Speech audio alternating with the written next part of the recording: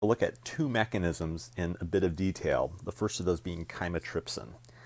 Chymotrypsin is in the class of enzymes called the serine proteases, and they are so named because they have a serine in the active site that participates in the hydrolysis of peptide bonds, thus the protease part of it. And the active site contains what's called a catalytic triad, which is composed, first of all, of the serine residue, a histidine residue that participates in acid-base reactions, and an aspartic acid residue that, with its negative charge here, it pulls on this proton and it makes histidine a better base than it normally would be. In fact, if we take that aspartic acid residue away, histidine is not strong enough to deprotonate this serine, because we need this serine in a deprotonated state, because this is what's going to attack the carbonyl of our peptide bond. The serine proteases, there are a variety of these. Chymotrypsin specifically uses aromatic amino acids as the substrate. If we look at the substrate for chymotrypsin, here's phenylalanine, and we cleave this bond right there on the carboxyl side of phenylalanine. And the reason for this is that the binding site for chymotrypsin has this hydrophobic pocket that nicely accommodates things like phenylalanine or tryptophan. It doesn't accommodate the polar amino acids, although it does accommodate tyrosine. It doesn't accommodate things like serine, because serine flops around too much in that site. Same with alanine. Alanine has a relatively small R group, although it's hydrophobic. It doesn't form the interactions that are needed to get the right orientation for catalysis to occur. There are a variety of serine proteases that have other binding sites that make them specific for other amino acids.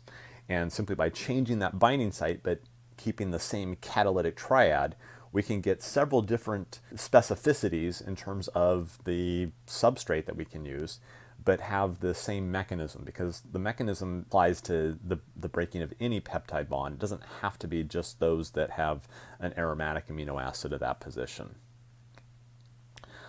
So we start our mechanism with our peptide, and we'll notice here that we've got R1 and R2, and R1 is the inside of the peptide bond. Normally we think of, we write peptides from N to C. So in this case we have R1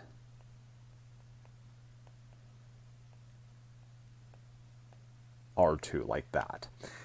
It's reversed in this figure just because this is most convenient for how the enzyme is organized.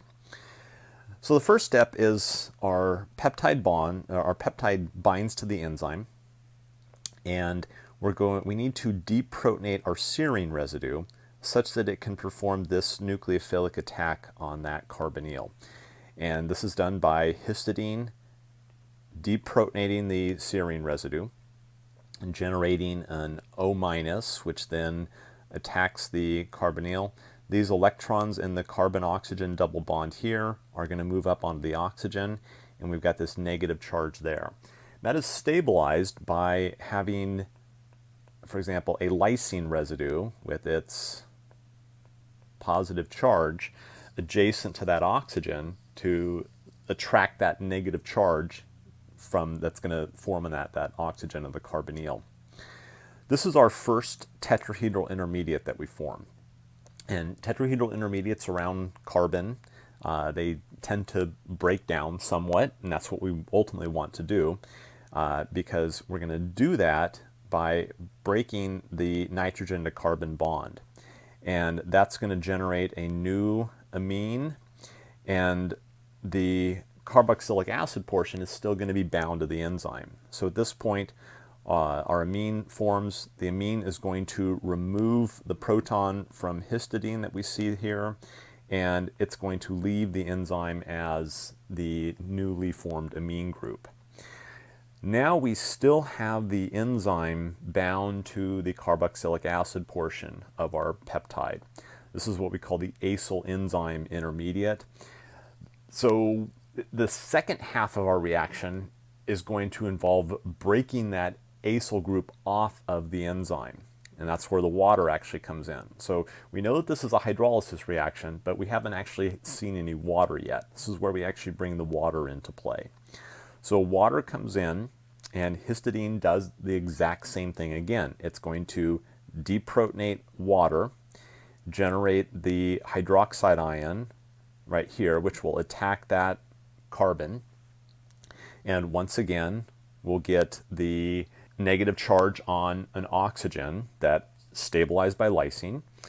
And then we're going to move the electrons back, and this time the bond that's going to be broken is the bond between the carboxylic acid and the serine residue. So this is essentially an ester hydrolysis now. And as this collapses back, our serine will take a proton away from the histidine residue, and then we will release our carboxylic acid, and then we're going to have our enzyme back in the catalytically active state that we see here. So this is a typical reaction mechanism that we would see for an enzyme that involves covalent catalysis. Basically two distinct phases to this. First, the formation of the bond between the enzyme and the substrate.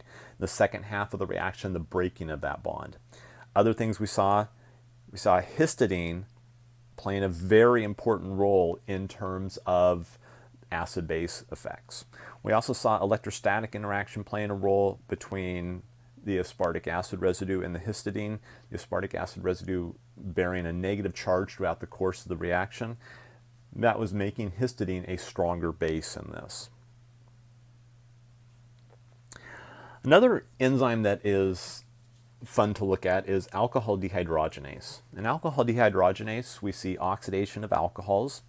We've got a zinc cation that serves as a Lewis acid, and we use NAD+ as a coenzyme. So whereas chymotrypsin, we didn't have anything besides the actual protein playing a role in it, in alcohol dehydrogenase, we actually have a zinc cofactor and NAD+ being used as a coenzyme. Here's our zinc cation. It is complex to two cysteine residues as well as a histidine residue.